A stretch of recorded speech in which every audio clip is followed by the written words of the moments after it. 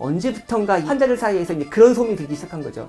저 시계가 가다가 멈추면 우리 가족 중 한 자, 그 뭐 남편이든 뭐 자식이든 간에 죽는다.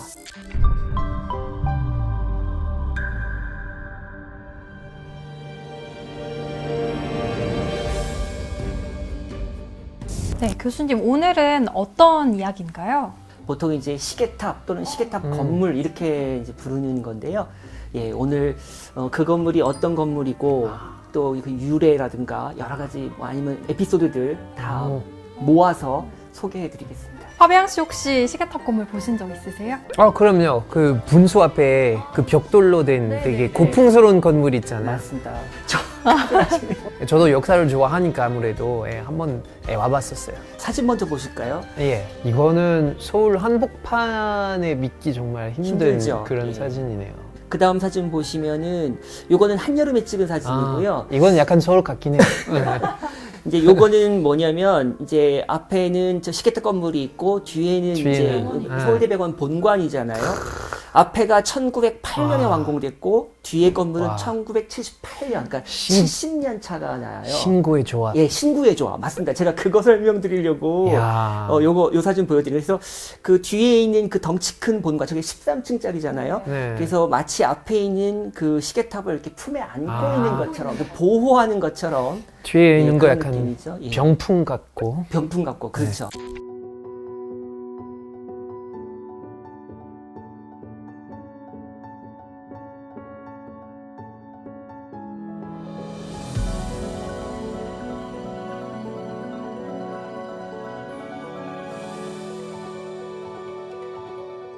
이 건물은 대한의원이라는 대한의원. 그 옛날 그 서양식 국립병원의 본관 건물입니다. 대한의원은 1907년 그러니까 대한제국 시절이죠.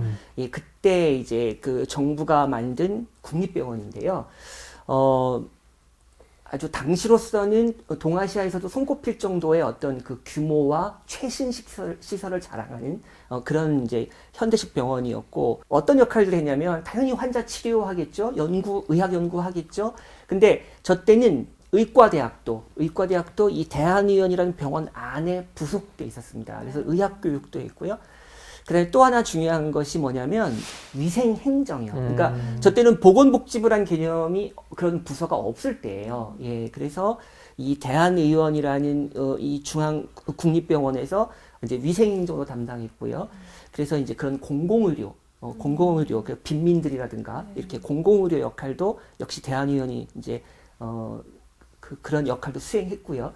또 하나는 1909년에 이 큰 병원 안에서 내과, 외과, 산과, 부인과, 안과, 이비인후과 이렇게 분과 체제로, 예, 오늘날의 종합병원 형태로 이렇게 이제 1909년부터 운영하기 시작했습니다. 이것도 최초죠. 예. 지금 저게 사진 보시는 게 3등 병실인데요.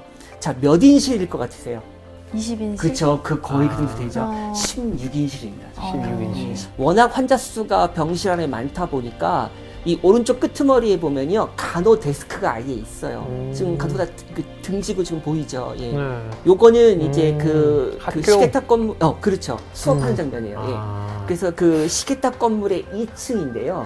2층은 의과대학이에요. 5개의 교실이 있었거든요. 예, 그걸 이제 지금 우리가 박물관 전시실로 쓰고 있죠. 학생들이 뭔가 되게 말을 잘 듣게 생겼어요.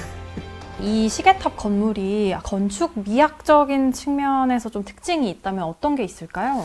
자, 제가 질문 하나 드릴게요.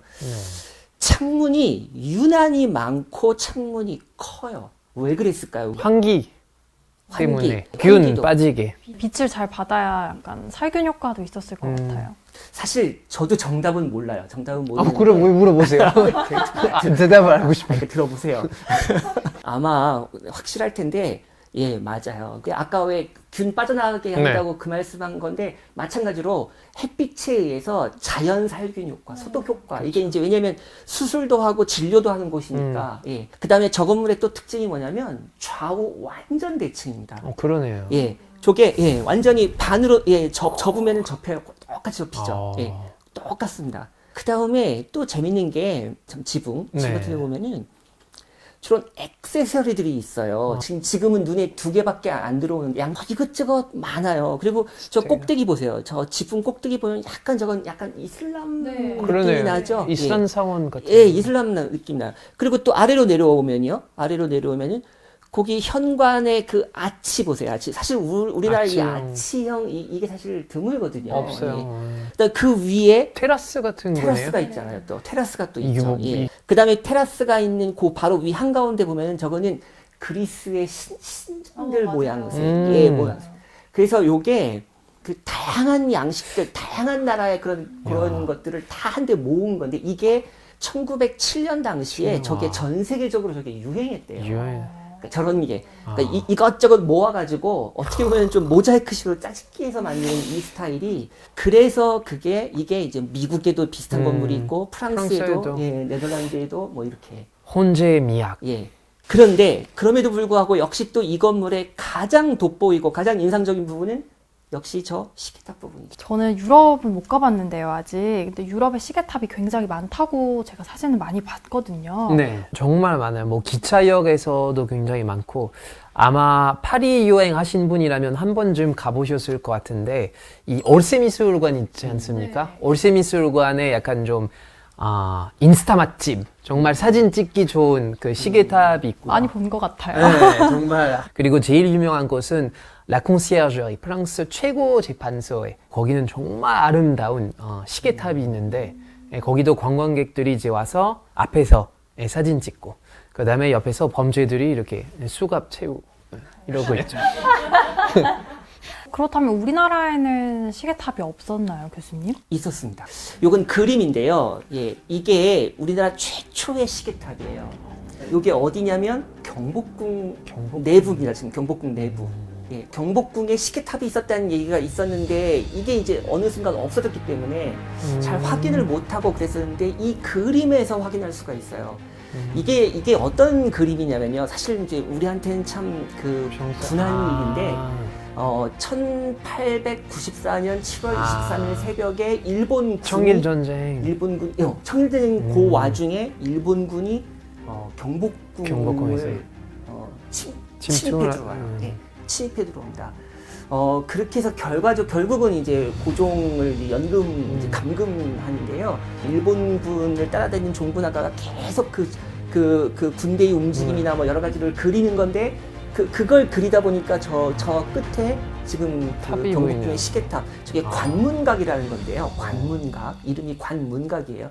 저게 딱 그림 속에 저게 딱 들어간 거죠. 예. 이 고종 임금님이 사실은 얼리 어댑터예요. 그러니까 당시에 이 서양의 문물들을 굉장히 빨리 받아들이고 와플도 좋아하고. 네, 뭐 모든 걸 다 그랬었기 때문에 저 시계탑도 저렇게 세워놨었던 거고요. 이게 지금의 이제 종로에 있던 건물인데, 이게 한성전기회사라는 겁니다. 한성전기회사. 그래서 그 콜브란이라는 그 미국인들하고 우리 정부가 합작으로 해서 만든 전기회사죠.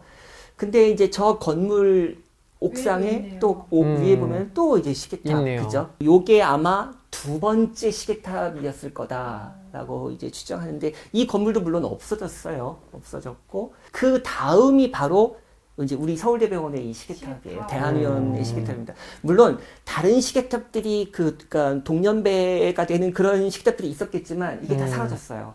사라져서 현존하는 시계탑 건물 중에서는 유일하게 나온 우리 대한의원 본관 시계탑이 가장 오래된 1등인 거죠. 넘버 원. 저희 대한의원은 약간 의학적인 건물인데 왜 시계가 설치되어 있었을까요?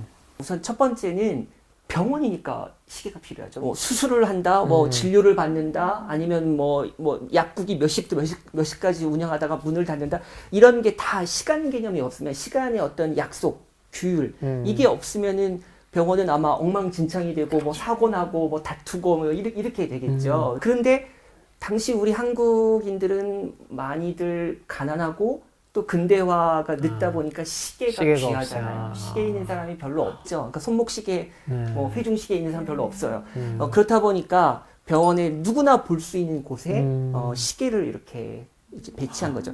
시계탑을 설치한 또 두 번째 이유가 뭐냐면 국립병원이기 때문에 그렇습니다. 세종대왕 한번 생각해보세요. 세종대왕이 참 훌륭한 일을 많이 업적을 많이 남기셨지만 그 중에 또 하나가 시계잖아요. 시계. 네. 시계. 왜? 농업국가에서 농민들이 대다수인데 이 농민들에게 시간을 알려주는 거 이거야말로 한 나라의 군주가 해야 되는 권리이자 의무인 거죠. 그러니까 국립병원이기 때문에 이 국립병원에 이제 고종 황제가 황제가 만든 그 병원이니까 여기에 또 시계를 설치해서 그런 식으로 어떤 뭐 전통도 계승하면서 권위도 살리고 예, 그런 의미에서 저 시계를 설치한 것이죠. 그 시계가 지금 아직도 잘 가고 있어요? 누가 타협을 이렇게 감고 있어요? 사실 아니요. 지금은 자동식이죠. 그러니까 자동식이에요. 옛날에는 기계식이었고요. 근데 지금은 전자식이니까 시계 잘 갑니다. 근데 예전에 기계식일 때는 시계가 이제 멈춰서기도 하고, 예, 그래서 이제 뭐 시간 느려져가지고 시간이 안 맞고 이런 일이 많았다고 해요. 산책하다가 갑자기 이렇게 시간 맞네. 수술해야 되는데 뭐 갑자기 그러니까 그런 식은땀이 너무 이 서울대병원의 시계탑 관련해서 이제 좀 전설들이 몇 가지가 있어요. 첫 번째가 뭐냐면 언제부턴가 환자들 사이에서 이제 그런 소문이 들기 시작한 거죠. 저 시계가 가다가 멈추면 우리 지금 그 중환자, 우리 가족 중환자, 그 뭐 남편이든 뭐 자식이든 간에 죽는다. 그래서 이 시계가 마치 이제 종교적인 대상으로 시계탑이 그런 얘기들은 많았다고 해요, 예전에. 또 하나는 뭐냐면 우리 가야금 명인 중에 혹시 황병기 선생님이라고 이름 들어보셨어요? 네. 황병기 선생님. 네. 이 황병기 선생님이 그러니까 한 지금으로부터 한 뭐 20-30년 전 이제 서울대병원에 이제 입원해가지고 이제 치료를 오랫동안 받으셨대요. 밤에 이렇게 그 저쪽 병원 안에서나 아니면 이제 야외에서 산책을 하다가 이 시계탑의 그 야간 조명이 그 받쳐주는 그 시계탑을 보면은 그렇게 그게 위안이 됐답니다. 병이 낫고 나서 결국 시계탑이라는 작품을 만드셨어요. 시계탑에 얽힌 전설 중에 백미는 앞권은 뭐냐면요. 이 8.15 해방 당시 얘기인데요. 네. 8.15 해방이 딱 되고 나니까 우리 한국인 이제 의사들이 이제 나와가지고 이제 만세를 부르고 이제 신났을 거 아니에요. 그래서 감격스럽죠.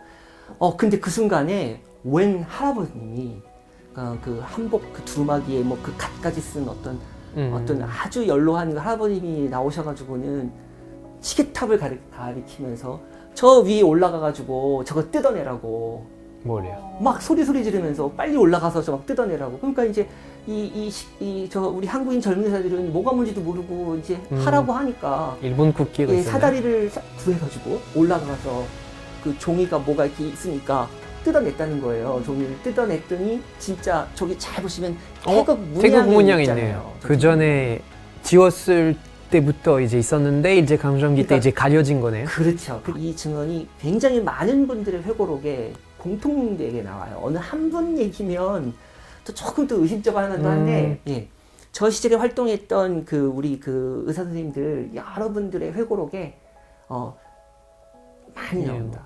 태극 문양이 이제 원래 대한의원 처음에 오리지널로 저기 있었다. 지금도 있어요? 예, 지금도 있죠. 파비앙 씨 오늘 이야기는 어떠셨어요?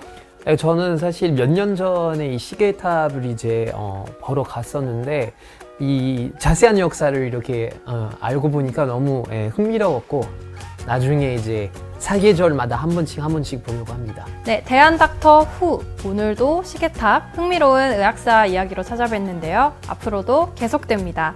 자, 그럼 함께 인사드릴까요? 네. 여러분 감사합니다. 감사합니다.